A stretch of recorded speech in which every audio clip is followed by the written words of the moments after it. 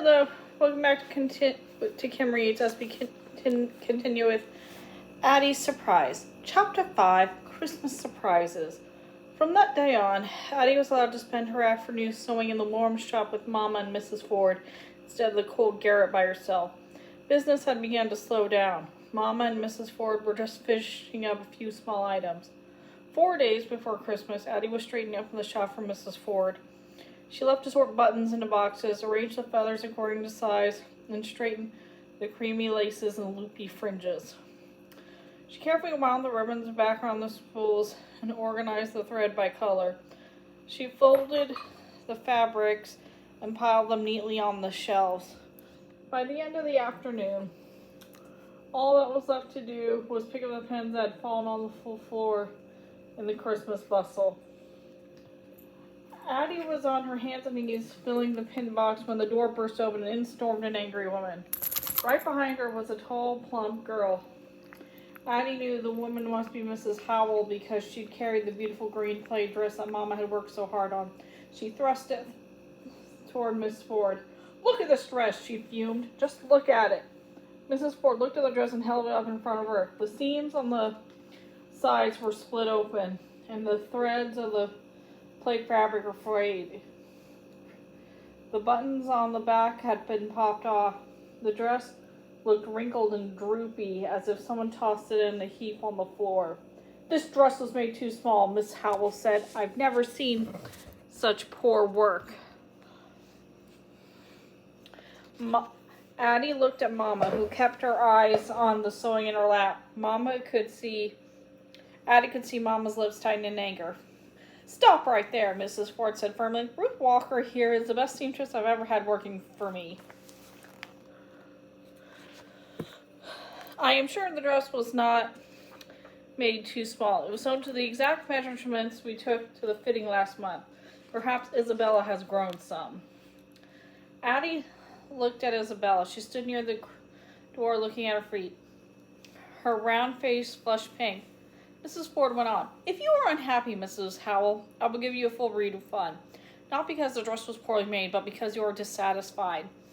Mrs. Ford opened the door where she kept the money. She reached inside and took out a handful of bills where she quickly counted on Mrs. Howell's hand. "Now, good day to you, madam," Mrs. Ford said coldly as she pushed the door shut with a bang. "Good day," said Mrs. Howell. A blast of cold air blew into the shop as the door slammed behind them. Mrs. Ford sat back as she picked up her sewing. She said, I can't believe she acted that way. Some people have no idea what Christmas is all about." As Christmas approached, almost no one came into the shop. All the dresses had been finished. Addy made her last delivery on the day before Christmas, taking a red hat to a lady on Society Hill. When she returned to the shop in the early afternoon, Momma wasn't there. "She's gone upstairs for a rest. Your mother's worked hard," said Mrs. Ford. "I plan to close the shop early this afternoon and take a rest myself." Addy started to head upstairs, but Mrs. Ford stopped her. "Before you go, Addy, I have one last package." She handed a parcel wrapped in brown paper to Addy. "What's this for?" Addy asked. "Open it," said Mrs. Ford. "It's for you." Addy untied the package and could hardly believe what was inside. It was the green dress Momma had made for Isabella Howell, but it looked like new. All the seams were repaired and the buttons had been replaced. "I want you to have this dress," said Mrs. Ford. "You've been such a big help to your mother and me this Christmas season. You've worked hard, and I've made the dress smaller to fit you. The hem just needed to be cut to the right length. Slip on the dress now, and I'll pin it before I leave." Addy didn't know what to say. She just stared at the dress. "Yes, ma'am," she said. Addy stood on her crate while Mrs. Ford kneeled on the floor, measuring the hem and putting pins in the right length. Addy turned in a circle, taking tiny steps as the skirt of the dress was marked to the proper length. Then she took off the dress so Mrs. Ford could cut the extra material. When Mrs. Ford was finished, the long, wide piece of material she had cut from the bottom of the dress was hanging around her neck. Seeing it gave Addy an idea. "Mrs. Ford, can I have the material come from the dress?" asked Addy. "Certainly, Addy," replied Mrs. Ford. "All of this dress belongs to you. Now sit right here And so it was him. You know how to do that. I'll be leaving now. But you can stay down here when the light is brighter and let your mother rest. When you're through, don't forget to put out the lamp. Yes, ma'am, said Addy. And thank you, Mrs. Ford. Thank you for a beautiful dress. You're welcome, Addy, said Mrs. Ford. Merry Christmas. On Christmas morning, the sun shone brightly. Addy and Momma woke early, excited to spend their first Christmas in freedom. Momma spoke first. I know you awake, bright eyes, she said. Merry Christmas. Merry Christmas, Momma, Addy said, sitting in bed.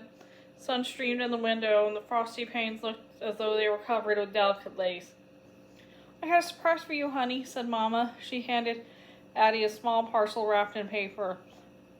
I got one for you too, Momma, said Addy. You open yours first, laughed Momma.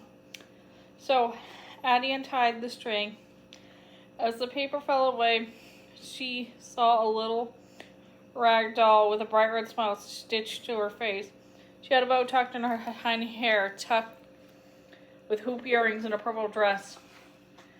Addy beamed with joy. Momma, she's so pretty, she said happily, hugging the doll. She was just as pretty as Janie was. Momma smiled at Addy. I stuffed her with some beans I saved. Addy hugged the doll. The beans gave her a lumpy plumpness that Addy liked. I'll call her Ida Bean, said Addy with a giggle. Now, Momma, sit down and hide your eyes while I got a surprise for you. Don't look, because mine ain't wrapped.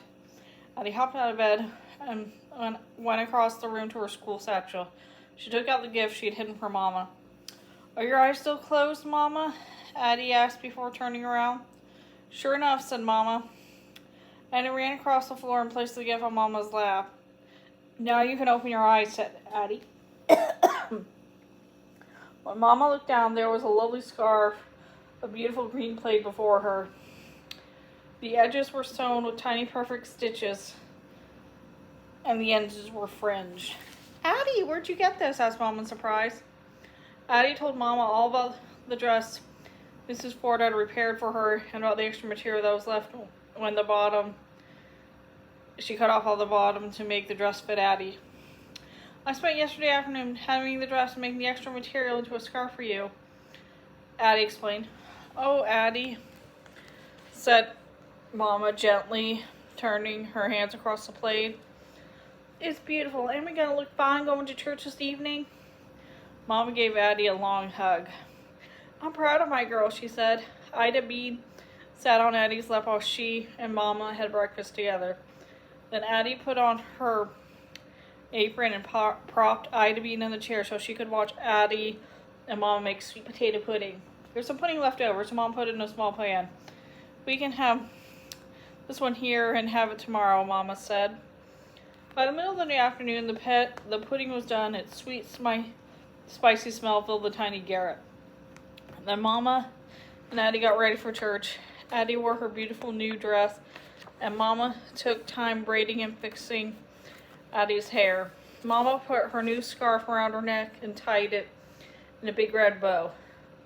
Addy thought Momma had never looked more beautiful. I'm going to take Ida Bean with me to show Sarah, said Addy, tucking her doll under her arm. Then Addy and Momma headed down the stairs and out to church. As they got closer to church, the sun was setting. They could hear organ music. When they opened the big doors to the church and stepped inside, Addy knew that Sarah had been right. The altar did look magical, with the manger scene, silver stars shining high above. Addy and Momma had been seated when a loud chord blasted from the organ. The choir began to walk down the aisle singing, Joy to the World, in strong, happy voices. A glow filled the church as the choir marched in. Each member held a candle that cast shadows into the church.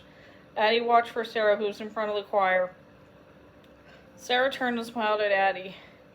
Addy gave a shy wave back. She felt tears running down her cheeks. She was crying because the church was so beautiful, and the choir sounded so good, and she and Momma were together. When the service was over, everyone went to Fellowship Hall for dinner. There was turkey and dressing, squash and greens, cornbread and applesauce. Addy had never had so much food on her plate at one time. When it was time to go back for dessert, Addy ignored all the cakes and pies and headed straight for Mama's sweet potato pudding. Pudding in the shiny black skillet. As she savored each smooth sweet bite, she thought about Papa, Sam, and Esther. Maybe next Christmas, she thought. Maybe next Christmas we'll all be together eating Mama's sweet potato pudding. After dinner, the adults lingered over their coffee while the children hurried to the room set up for the shadow play. Sarah and Addy sat on the bench next to each other with Ida being snuggled between them. When all the children were settled, the door closed. The lamps on the wall were blown out and the room was completely dark. The children squeezed with excitement and pretended to be scared. After a minute, a lamp began to glow behind the sheet in front of the room. All eyes watched as a shadow figure appeared on the sheet and the Christmas story was read out loud. One figure and then another appeared on the sheet until soon Addy could see the shadow of Mary bent over the manger, holding her newborn baby, with Joseph standing at her side. 3 shepherds stood beside them. A deep rolling continued to read as all the children sat in the dark, quietly watching the shapes against the sheet. As the star appeared to guide the wise men, the door of the side of the room appeared. At the side of the room opened. A shaft of light from the hall filled the darkened room. The children turned to see who had opened the door. It was a tall man. Though Addy could not see his face, his shadow was a shape she recognized. Addy jumped up and struggled past the girl next to her, tripping over her feet, stumbling as she hurried to the door. Addy knew who was standing in the door, standing there right now, not in a dream. Not someday, but right now. "Papa," she burst out. "Papa, is that you?" "Is that my Addy?" came the answer. "It was Papa." Addy rushed to him and he swept her up in his strong arms and held her close for a long time. It was dark by the time Addy, Papa, and Mama headed back to the garret, walking hand in hand through the Christmas streets. When they got to the top of the stairs of a Mrs. Ford's shop, Addy could see a light from under their door. "That's strange," Mom said. "We didn't leave a candle burning." When they opened the door, there was on the table was a kerosene lamp shining brightly. Addy read the note beside it. "May the hope of the Christmas season shine in your light always. Merry Christmas from Mrs. Ford," she read. Papa turned away from Addy. "What's wrong, Papa?" she asked. Then she heard him. He was crying. "Don't cry," Addy said. Papa faced Addy and knelt down in front of her. "I'm crying because I'm so happy. I'm so proud you can read," he said. "I always knew you was a smart girl." "Addy doing so good in school," Mama said. "She won a prize for spelling." "Mama can read too, and write," said Addy.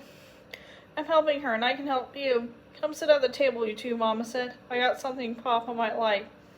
They sat down at the table, and Mama brought the little pan of pudding they set outside that morning. "Sweet potato pudding," Papa exclaimed. "Ruth, it was like you knew I was coming."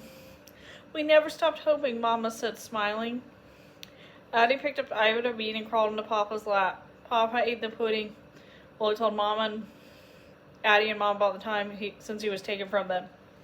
"Me and Sam were separated the very next day. I don't know where they took him, but I think it was further south. Or maybe he escaped," Addy said hopefully. "Maybe," Papa said. "If there was a way for your brother to run, I know he found it. I couldn't, though. I was bound hand and foot all the way to my new plantation. And after that, all the slaves on the plantation was freed 2 months after I got there. And then you found your way to Mama and me," Addy said. Then Mama and Addy told Papa about leaving with Esther with Auntie Lula and Uncle Solomon, escaping into the woods and on the Freedom in Philadelphia.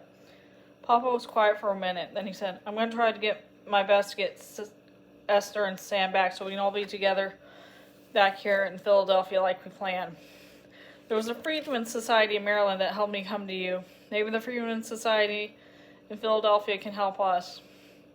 Addy laid her head against Papa's chest. She felt certain their dream would happen. "One day," she said, "we all going to be together. All of us with Sam and Esther too." "You tired, Addy," Mama said. "It's time you get ready for bed." Can't I stay up a little longer? Addy asked. Want to stay up all night like a little night owl? Papa teased. Addy laughed. Yes, Papa, I'm going to stay up and be with you. Well, I ain't going anywhere. I'm going to be here when you wake up in the morning, Papa said. I'll be the first thing you see when the sun comes in that window. Addy loves that window from the second we moved here, Momma said. We got stuck about a month ago. We can't get back down. Let me have a look at it, Papa said. He lifted Addy out of his lap and went over to the window. Mom and Addy followed him. Papa studied the window and then hit the frame in 2 places. Then he pulled down hard and closed the window. There, said Papa. It needs a new sash. I can make that, but you warn when here tomorrow. It already is, said Addy. She and Momma put their arms around Papa. In the window, Addy could see their happy faces reflected in the glow of the lamplight. And that is the end of Addy's surprise. And I'll see you next time for the next Addy story.